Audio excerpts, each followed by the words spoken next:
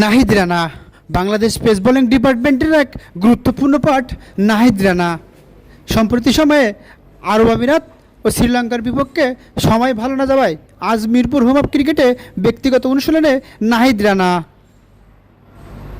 গতকাল এবং গত পরশু বিসিবির ফিটনেস ট্রেনিংয়ে ১ নম্বর হওয়া নাহিদ রানা আসন্ন এশিয়া কাপ ও আয়ারল্যান্ডের বিপক্ষে এভাবে নিজেকে রেডি করে রাখছে।